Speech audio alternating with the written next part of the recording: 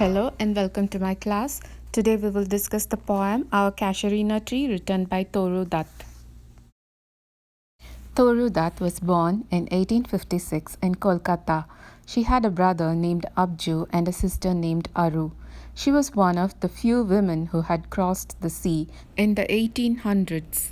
Her family migrated to England. They also lived shortly in France, Italy, and Germany. The hour in the poem Our Casuarina Tree refers to Aru, Abju, and Toru. Tragically, her siblings died at a very young age because of tuberculosis. Toru also contracted the disease. She spent her last days in India. She wants to pass her precious memory of her siblings before her own death. Toru was well versed in English, French, and Bengali. She was only 21 when she died. Our Casuarina Tree is an autobiographical poem. The poem has 5 stanzas. The first 2 stanzas are about the tree. The last 3 stanzas are about her memories of her brother and sister. Like a huge python winding round and round, the rugged trunk indented deep with scars, up to its very summit near the stars. A creeper climbs in whose embraces bound no other tree could live, but gallantly the giant wears the scarf, and flowers are hung in crimson clusters, all the boughs among, whereon all day are gathered bird and bee, and oft at night the garden overflows with one sweet song that seems to have no close, sung darkling from our tree, while men repose. The first stanza, Toru Dutt describes the tree and creates visual aesthetics. She says a creeper has entwined with the tree. The creeper looks like a python to her. A python is a non-venomous snake. The creeper has such a tight hold, which she calls as embraces, on the tree that the tree has marks of the creeper on its barks. The tree is so tall it seems to touch the stars in the sky. Any other tree would not have survived such a suffocating hold, but this tree bears it so bravely, with such ease, that the poetess visualizes it as a huge giant sporting a scarf. Boughs, the main branches, bears bunches of red flowers. During daytime, the tree shelters birds and bees. Darkling, that's at night, when people sleep.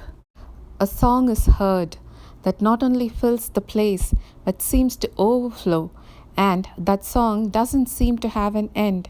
It goes on and on throughout the night. The buzzing of the bees and cooing of the birds is interpreted as a song by the poetess.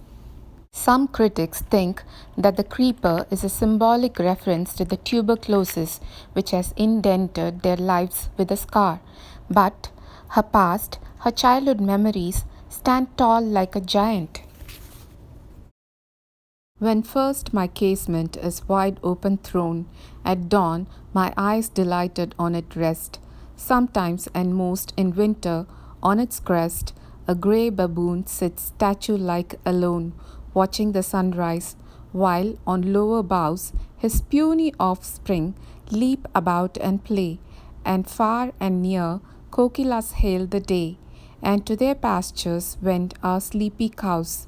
And in the shadow on the broad tank cast by that tall tree, so beautiful and vast, the water lilies spring like snow and mast. The description continues in the second stanza too. In the early morning, when she opens her casement, that is her window, her eyes remain transfixed on the tree. On the tree, especially in the winter, she is able to spot a baboon. A baboon is an Indian monkey. The monkey sits motionless like a statue on the top of the tree, watching sunrise. On the contrary, its little weak offspring jumps around, bough to bough. She then tells us about the kokila. Kokila is the nightingale which greets the new day. Then the cows which walk towards the pasture. She tells us about a tank, which actually means a pond, and an old tree which stands by the pond. The pond is covered by the shadow of the tree. She compares the water lilies that have bloomed on the pond to snow gathered in a mass. But not because of its magnificence, dear is the Casuarina to my soul. Beneath it we have played, though years may roll. O sweet companions, loved with love intense, for your sakes shall the tree be ever dear.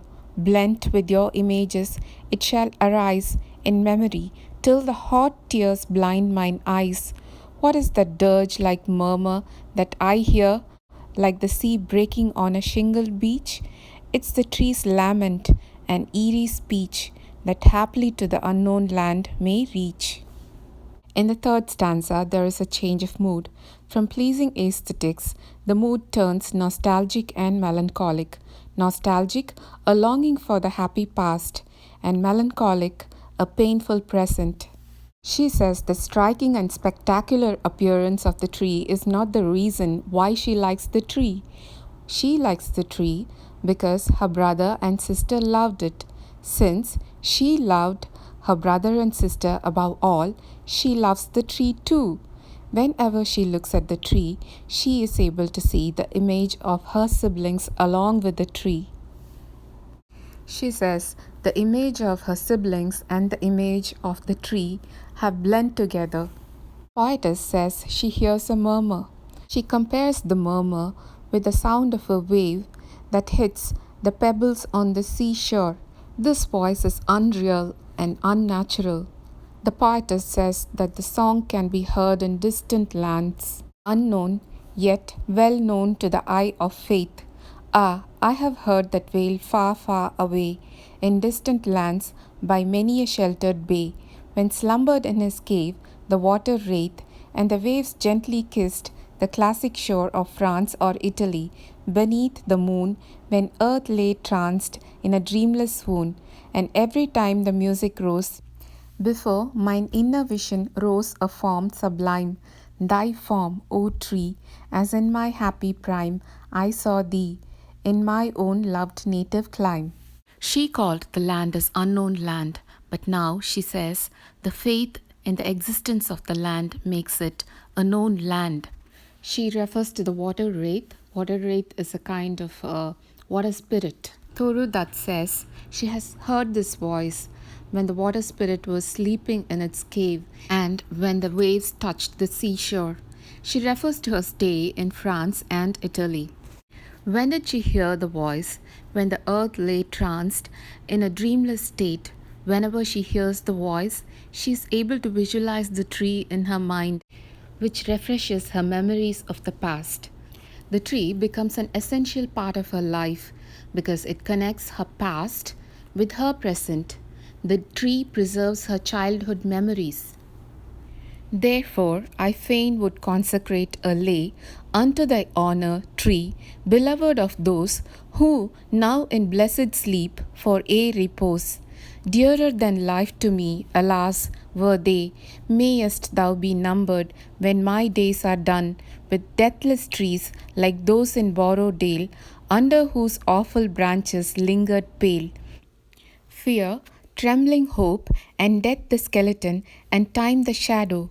And though weak the verse that would thy beauty fain, O fain rehearse, may love defend thee from oblivion's curse. In stanza 5, the poetess says she is going to write a poem in honor of the tree.